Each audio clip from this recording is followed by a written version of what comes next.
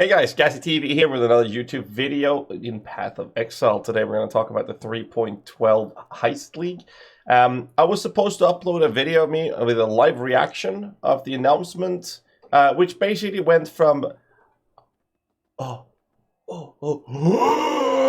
to okay, that's the TLDR version. So now I'm going to elaborate on it. So I figured I'd make a video today where I basically go into the details of my, well, not really the details. I'll do a TLDR version, but with more information behind me, right? So the problem, we're going to first talk about the trailer. I'm not going to watch the trailer with the sound on. We're going to have it up on there in the background. Basically, the trailer looked pretty goddamn amazing. I would say that this trailer is among the best ones we've seen throughout the years, at least from my personal perspective. However, the problem I have, or the concern I had a couple discussions with some of the other content creators, and basically there is very little gameplay footage with how the fighting of the guards will actually look and feel. Maybe it's something they're still discussing. I'm not sure. And then the end fight, when the alarm kicks on, I have been told that we're in a situation where there will be a limit of the consistently spawning enemies where they stop giving experience and dropping items, which was one of my concerns, because we're able to, with a properly designed aura bot, be able to pretty much become immortal. And if you then have minions that are one-shotting everything because they're getting excessive amount of power from a properly designed aura bot, barely need any gear, you can become immortal and have infinite amount of damage pretty much, and you can just sit there and leave your computer running and get level 100 by sleeping. So that was one of my concerns I had, but that seems to be covered. But one of the main concerns I have from the trailer is, like I mentioned, there's very little gameplay showing of how it will actually look and feel, so we'll see how that goes. Other than that, there's some pretty cool things like the void sphere and stuff like that. It looks absolutely amazing. We're just going to scroll down and go through the things that we've seen and heard about. I love the idea of equipping your crew, and I've said this several times in the past, where I believe that GGG are consistently using their expansions as an experimental tool for the upcoming PoE 2. I think it's going to be pretty cool. And I've been wanting a hireling system where you basically hire a mercenary from like the good old days in Diablo 2, right? We don't have that in Path of Exile, and I think that this is a way for them to somehow, try to tweak it, see what people feel about it, and maybe we'll be able to actually have mercenaries in the game. That would be pretty cool. Just some minor things, some frontliner, maybe an archer in the back, or a caster or something. It would be pretty cool to have something like that you could actually equip with items. I think that would be really cool. The Grand Heist approach, I love the idea that they have with the Grand Heist, as you're at the end of it, you're going to be able to choose your reward. So either for Soul Self-Found, this is a blessing. Well, obviously Harvest was the best thing Soul Self-Found players could ever have received. But this is close to it when it comes to deterministic rewards rather than crafting. Because in this case, you can do a Grand Heist and you get to choose from a set amount of specific items, where you can choose the one that fits your playstyle or your build for Soul Self-Found very, very easily. And in trade leagues, you basically just take the one that's worth the most. Very fun, right? But I think it's really cool that you're able to choose the rewards that way, and I love that idea. But we'll see how the mechanic itself will be, because it feels very interesting, but I feel that we're lacking a lot of information of how it will actually feel. And then again, we also know that in most cases in the PoE game that we've seen throughout the last 6-7 years that I've been here, at least, we're in a situation where the first 2 weeks we're basically beta testing the league, and then it will be fine. So just play around with it and see what you feel. The Thieves trinkets, I love the idea of this. We've had some discussions about how to abuse this already, but to my understanding, and I hope that will be the case, is that only the owner of the actual blueprint or the heist that you're doing, that person's trinket will be the only one working. But then again, if you have something like this one, I think it is, yeah, the 5% chance for real orbs to drop as exalted orbs in the heist, and you go in with a full party, that that means the quantity and everything just skyrockets up. And then if you then drop an illegal orb, then that's going to be dropped as an exalted orb. So I think this there are ways to make these a lot better. If you get crazy things like chance to drop exalted orbs or whatever you're getting, and then you bring in a full party to increase the quantity and rarity of enemies dropping of what they're dropping, you're going to get more currency orbs, you're going to get more higher rarity items and whatnot. And if you then have a Thieves trinket like this that will drop things such as regular orbs as exalted orbs, you're going to drop more exalted orbs that way as well. So it kind of to some degree promotes party play, which we haven't really seen that much in the past couple of years, and I think that that's a really cool way to do it. The alternative quality of gems, we've seen a couple on Reddit, I believe. Where's the Blade Vortex one? Here's one. So we have this one, for example, the Archmage, instead of increasing the cost of the mana for the Archmage, I believe it was, it's added flat lightning. You have the life gain on hit by cleave, and you have some Herald of Agony with the withered on hit. And I saw this one this morning with Blade Vortex, 1% damage leached his life. I mean, hallelujah. And then faster projectiles having a 60% chance to return to you from your final target is absolutely insane. So there's a lot of these things that can be really cool. So we'll see where we land with that. I think that some of these alternative qualities can be absolutely crazy and therefore also worth a shitload of currency, making some of these heist things actually worth bothering. The uniques, I think they're really cool. The alternative bases, it's going to be interesting to see how many and of what they've actually done with it. But things like the replicas of the unique items, like the abysses, going for, instead of increased taking fist damage, you take increased elemental damage, and then you have a lot of extra flat rather than how it works in the other aspects. I think it's really cool to see these different versions of the old school uniques, and maybe we'll see some shit uniques that people really stay away from that actually becomes useful. So that's going to be pretty cool to see. So I'm very hyped about the replica system that they've introduced, and I think that's a really nice and efficient way to make use of a lot of unique items in the game. Because right now, well, for quite some time now, uniques have gone into basically swinging into the meta. Basically, if a build is using certain uniques, those uniques are chase, not really chase uniques, but they're very expensive. You know, back in the good old days, we used to chase Skyforths and Chevron's wrappings and Headhunters. That was like the things we chased. And today, we really only have like Headhunter being a chase item, and then everything else, depending on the meta, we don't really have any chase items in that sense. Whereas a replica unique could very well become something people would be screaming for, depending on how the meta forms based on the patch notes. The enchants seems really cool as well. We could probably make some absolutely insane items with this. But without harvest crafting, I'm not sure if the majority of the player base will actually utilize these enchants in the way that you can. I think that if you get something like extra increased fist damage with increased attribute requirement, you can make like an insane jewel foil that will require a shitload of dexterity as an example. So it's going to be pretty cool to see what we can achieve with it.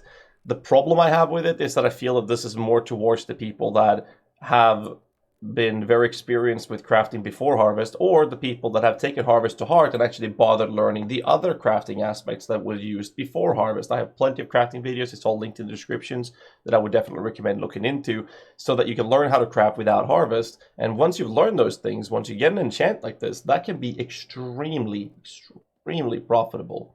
So we'll see how that goes for the community, because I hope that more people than ever will be crafting, even though we don't have harvest available to it. And then there's the whole idea with the curses being now called hexes, and they have this impending doom. I would love to see the curses applied with Bane to actually cause the impending doom. I really hope they're going to do that. But I think this is a really cool idea with them being called hexes and with this doom mechanic, unless they're triggered, to my understanding. And then we have the impending doom support in Doom Blast. I'm not sure I like it. It feels like a odd version of ED Contagion, but that did seem pretty cool in the video, so we'll see. It all depends on the numerical values, and then we'll obviously have to try it. I was not a big fan of the punishment personally at all, as we're in a situation where punishment was a really cool ability in my opinion, and now it's like kind of a pseudo approach to the exploded chest, but we'll see how it goes. Sharpen skill, I've never been a big melee player. I always make most spell builds when I play the game, and then for some reason people think that I only do summoner builds, which was 6 years ago that I did that. So after 6 years ago, I actually stopped doing summoners only, and I've been making mostly spell builds, which have been mostly focused on Edict Contagion or Chaos builds in general has been my main spell build. BV builds has been very fun as well, Winter Orb and stuff like that. So that's the kind of builds I prefer to play. So when it comes to the steel skills, I'm not a big fan of them because it feels like when it comes to, where was the ability? It was the Call of Steel, where impaled enemies would take damage and you generate these shards or steel shards, which is then utilized for the abilities in terms of splitting steel as well as the lancing steel. So I'm not sure how I feel about them. They look pretty cool, but since I'm not a big physical player when it comes to melee builds and whatnot, as they're pseudo melee, I guess, we'll see how it goes. I will definitely be looking into it, but it's not one of the things that I'm mostly hyped about. However, I will talk about the spell builds real quick. These are absolutely insane. So the Blazing Salvo is really cool. It's a spell that releases a volley of fiery mortars, targeting enemies up close, causing the mortars to land with overlapping impact. That's called shotgunning.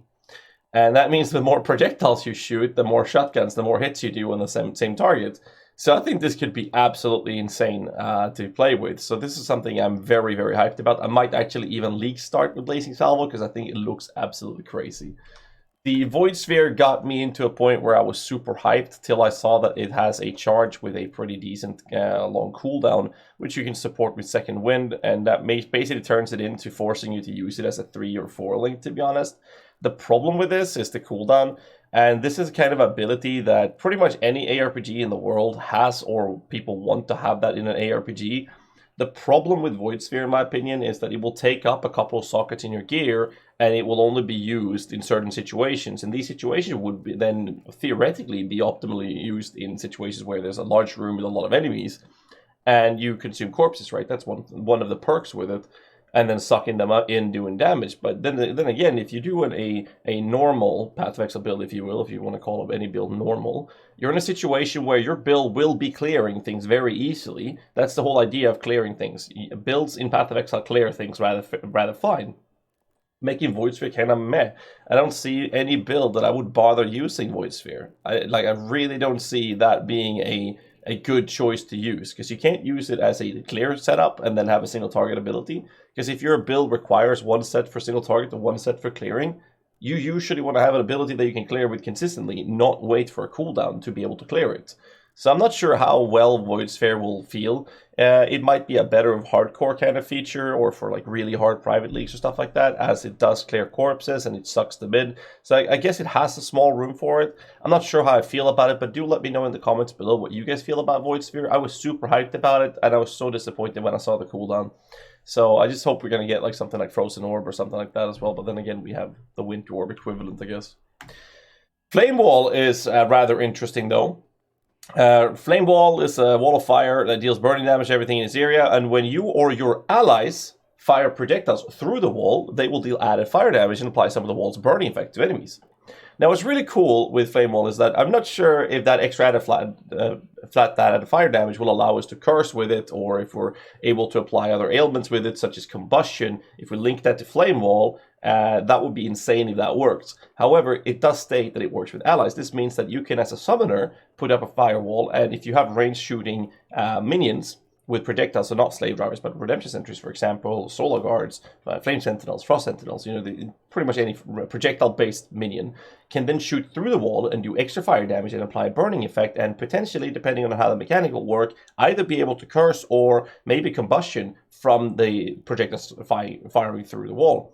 Another aspect of this is using it as a bow character with a trigger effect, or cast a spell where you focus on a helmet, for example, where you will put this shit down as a trigger, and trigger effect will land where your mouse cursor or where your cursor is. So you can actually, in many cases, apply Flame Wall for a lot of projectile-based builds, where your projectiles will fire through the wall to hit an enemy. So I think that's going to be really cool to see. I love the idea of Flame Wall. It's something that I was actually surprised they took them this long to apply and add to the game. So that's something I'm very, very hyped about. And we have tons of other things. We have also new uniques. We have some, maybe I'm going to try to pronounce this, but the 13 div card. Nobody plays on Mac. And then obviously we have the supportive packs, which I've already mentioned during the announcement of this. The Master Spellblade looks absolutely amazing. And if you're a 12-year-old kid, you might want to look into the puny white ones that, you know, only Fortnite players would actually bother to look at. But again, we have massive spellblades, so that's really good. That's a really cool system, and I mean, $60 for this is fucking amazing. And then again, we usually have this understanding that buying MTXs in Path of Exile is very expensive. They are. The supporter packs, in my opinion, are the most valuable thing you get for the money, from my take at least. And I think the Massive Spellblade support for $60 is definitely actually worth it. So I might actually purchase this one myself because it's fucking beautiful. But that's basically the long story of things that we've had.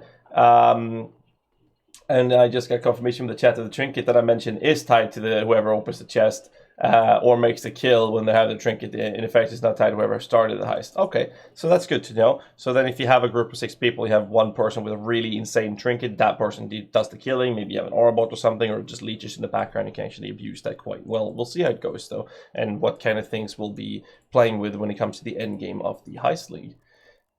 Let's see if I missed anything else. Replica of Tukohama's Fortress. Let's have a look at this one before we move on.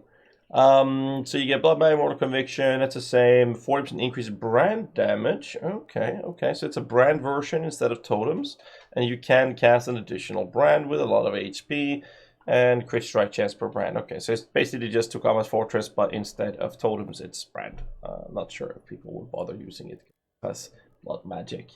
But yeah, I think that pretty much covers most of it. But yeah, like I mentioned, I want to hear your guys' opinions on the league. My main concern is that we haven't really seen how the fighting will be during the heists. So let me know in the comments below what you guys have for concerns and what you guys are mostly hyped about. And if you want to learn about crafting, there's a lot of links in the descriptions below for craftings, to build guides and whatnot. And a quick TLDR announcement of what will happen on my channel, my YouTube channel, and my streams is that I will be posting a lot of league start videos, a lot of build videos, and once the patch note gets released, I will update all my build guides on the forums live on stream. And when I'm done, I will make new builds, and then I will do build reviews for the community all the way till the league releases, which will have a super big secret, not a secret, but big hype things for coming up for you boys as well. My design team is currently working on sorting a really big I'm not sure what to call it, but a big little reveal for my cosplay that's happening for the 3.12 Heist League, and we will also be posting a trailer leading up to the announcement and the reveal of my cosplay. So I hope you guys will tune in for that, because it will be big. It will be something of a production value that you have never, ever seen in the Path of Exile community ever before. So if you managed to endure this entire video and are still watching it, I just want to say thank you. And thank you so much for all the Patreon supporters. Would not be able to do this without support from you guys. It means a lot to me. So make sure you hit the like button, subscribe for more content if you haven't already, and hit me up in the comments below what you guys think about the league. And till next time, Exiles, stay safe and keep rocking.